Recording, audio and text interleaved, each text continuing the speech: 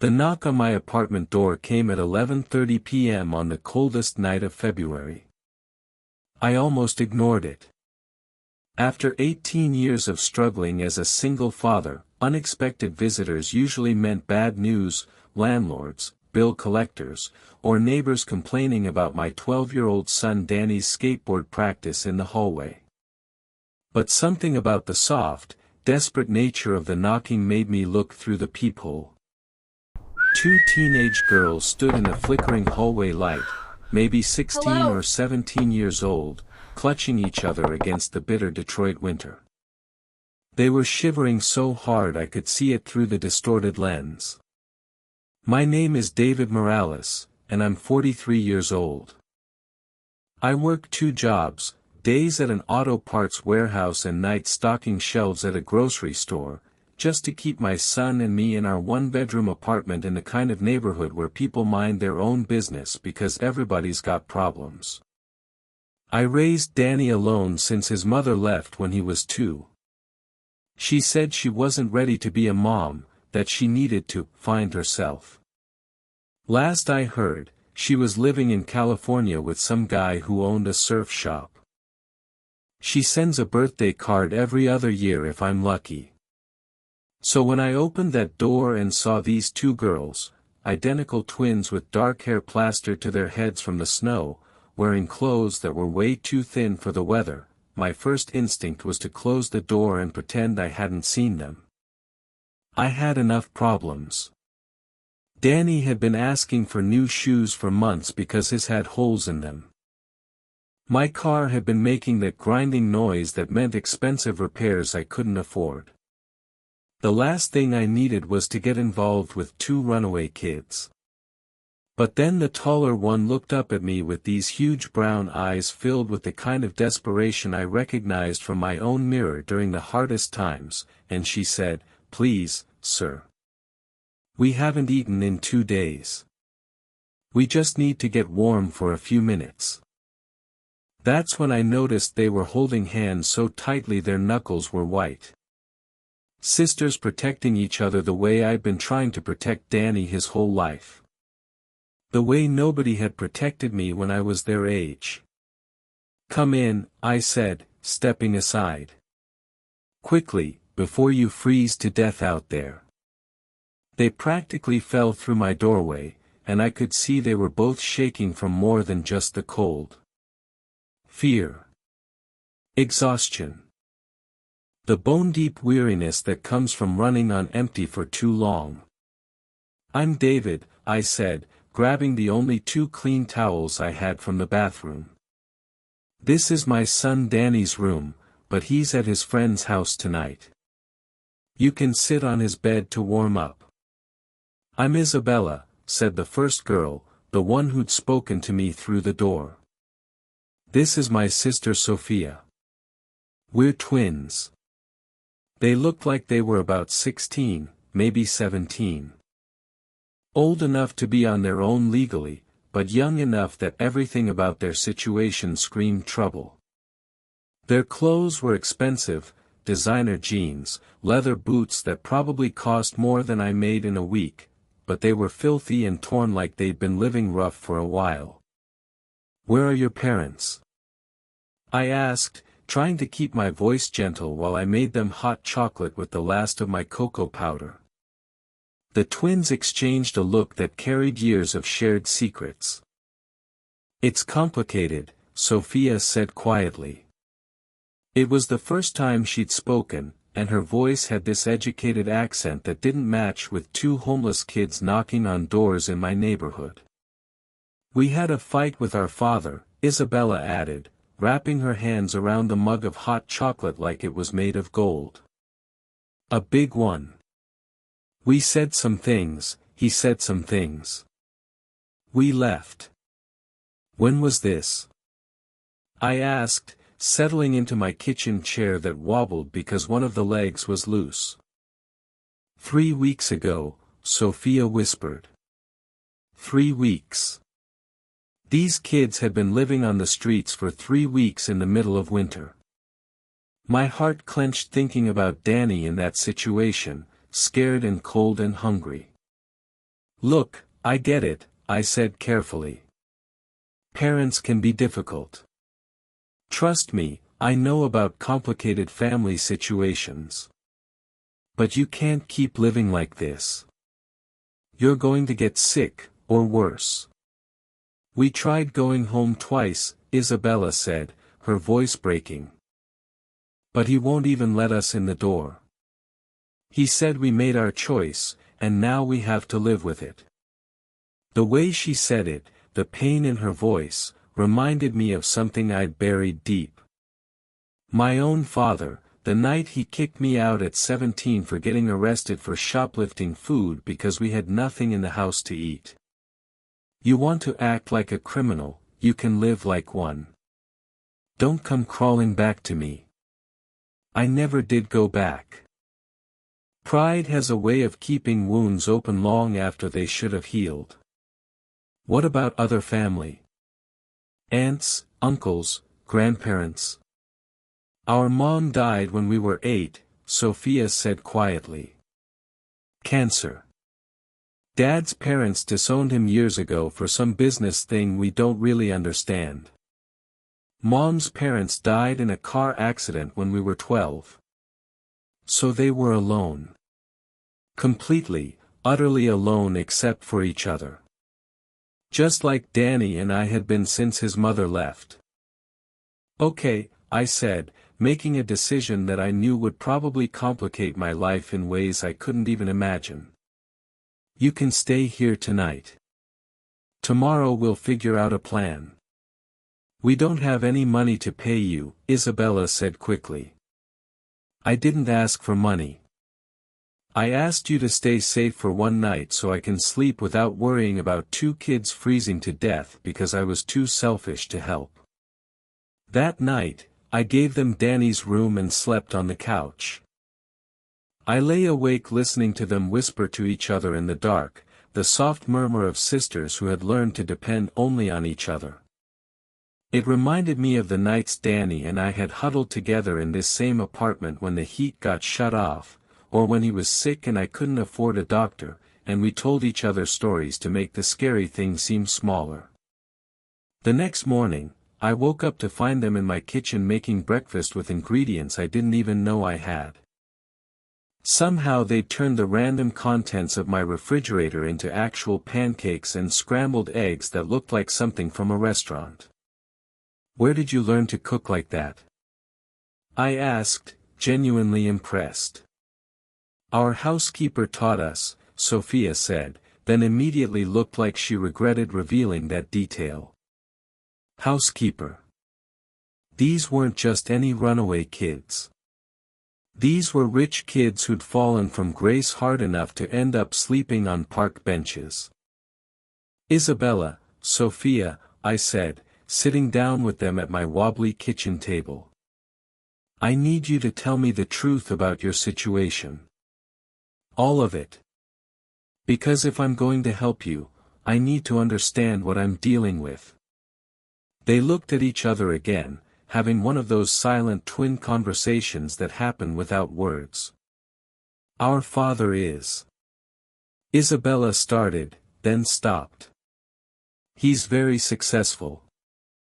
Extremely successful. But he's also extremely controlling. He had our entire lives planned out from the day we were born.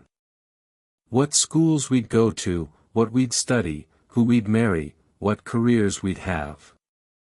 When we turned 16 last year, Sophia continued, he told us he'd already arranged our engagements to the sons of 2 of his business partners.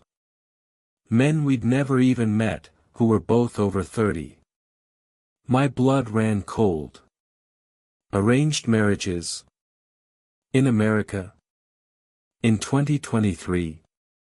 It's more common than you think in certain circles, Isabella said bitterly. When you have the kind of money our father has, everything becomes a business transaction. Including your daughters. So you ran away rather than go through with it. We tried to reason with him first, Sophia said. We begged him to let us finish high school, maybe go to college, have some kind of normal teenage experience. But he said we were being selfish and ungrateful. That he'd given us everything, and all he asked in return was obedience. The night we left, Isabella said, her voice getting smaller, he told us that if we walked out that door, we were no longer his daughters. That he'd rather have no children than disobedient ones. I felt something hot and angry rise in my chest. I thought about Danny, about how I'd rather die than make him feel like my love was conditional on his compliance. How I'd rather live in poverty forever than trade his happiness for money. So for 3 weeks, you've been living on the streets rather than go back to that. We've been staying in shelters mostly, Isabella said. But a lot of them are full, or dangerous, or they try to separate us. We can't be separated. The fierce protectiveness in her voice reminded me so much of myself with Danny. The absolute certainty that some bonds are more important than comfort or safety or pride. Okay, I said. Here's what we're going to do. You're going to stay here until we figure out a better solution. I'll take the couch, you two can have Danny's room when he's here and my room when he's at friends' houses. David, you barely know us, Sophia protested. Why would you do that? Because somebody helped me once when I needed it, I said, thinking about Mrs. Rodriguez, the social worker who'd bent about 15 different rules to keep me from aging out of foster care onto the streets. And because I have a son, and if he were ever in your situation, I pray someone would see past their own problems long enough to give him a chance. That was 6 months ago. 6 months of the most chaotic, exhausting, rewarding time of my life. Isabella and Sophia integrated into our little family like they'd always been there. They helped Danny with his homework. Turns out having a private school education makes you pretty good at algebra and history. They cooked meals that actually had vegetables in them. They kept our apartment cleaner than it had ever been. They even convinced Danny to read books for fun, which I'd been trying to do for years. But more than that, they brought something I hadn't realized we were missing. Laughter. The sound of multiple voices in our home. The feeling that we were a real family instead of just 2 guys surviving together. I had to get a 3rd job, weekend shifts at a car wash, to afford the extra food and expenses. But watching Danny come home from school excited to tell his sisters about his day, seeing the twins slowly start to believe that maybe they were worth more than whatever their father had tried to sell them for, it was worth every hour of lost sleep. The twins enrolled in the local public high school under fake names, using a friend of mine who worked in the office to help with the paperwork. They threw themselves into their studies with the intensity of kids who knew education might be their only way out. Isabella wanted to be a teacher. Sophia dreamed of becoming a nurse. They both got jobs at the diner down the street, saving every penny they earned for their future. They were determined not to be a burden, no matter how many times I told them that taking care of people you love isn't a burden, it's a privilege. But I could see the fear in their eyes sometimes, late at night when they thought no one was watching. The fear that their father would find them. The fear that they'd never be truly free from whatever kind of life he'd planned for them. The fear that maybe he'd been right, and they really were nothing without his money and influence. Then, last Tuesday, everything changed. I came home from my warehouse job to find Danny sitting at the kitchen table with the twins, all 3 of them staring at a laptop computer I'd never seen before. "Dad," Danny said, his voice strange and tight. "You need to see this." On the screen was a news article from that morning. Tech billionaire Ricardo Santos found dead in home office. The article went on to describe how the 52-year-old CEO of Santos Technology, worth an estimated $2.3 billion, had apparently died of a heart attack while working late in his home study. But it was the photo accompanying the article that made my legs give out. A family portrait showing Ricardo Santos with his late wife and their identical twin daughters, Isabella and Sophia Santos. "That's him," Isabella whispered, tears streaming down her face. "That's our father." I sank into the kitchen chair, my mind reeling. For 6 months, I'd been harboring the runaway daughters of a billionaire. The twins I'd been calling Isabella and Sophia Martinez were actually the missing heirs to one of the largest tech fortunes in the country. "There's more," Sophia said quietly, clicking to another tab on the laptop. "This is his will. It was read this morning." The legal document was complex, full of language I barely understood, but the key points were clear enough. Ricardo Santos had left his entire fortune, every penny, every stock option, every piece of property, to his twin daughters, with one condition. The will had been updated just 2 weeks before his death, and it included a letter addressed specifically to Isabella and Sophia. "My daughters," the letter began, "if you are reading this, then I am dead, and you are faced with a choice. You ran away because you believed I loved money more than I loved you. You were wrong. I drove you away because I was terrified of losing you the way I lost your mother. I thought if I could control every aspect of your lives, I could keep you safe. Instead, I lost you anyway. The money means nothing if you're not here to share it with. But I know you. You're strong enough to survive without me, smart enough to build your own lives, and brave enough to choose love over security. That's why I'm leaving everything to you without conditions. Not because of who I wanted you to be, but because of who you've already become. I hope you can forgive a foolish old man who forgot that the greatest wealth is a family that chooses to stay together, not because they have to, but because they want to." The letter was signed and dated 3 weeks ago, just days after the twins had run away. We sat in silence for a long time, processing what this meant. Isabella and Sophia Santos weren't just runaway teenagers anymore.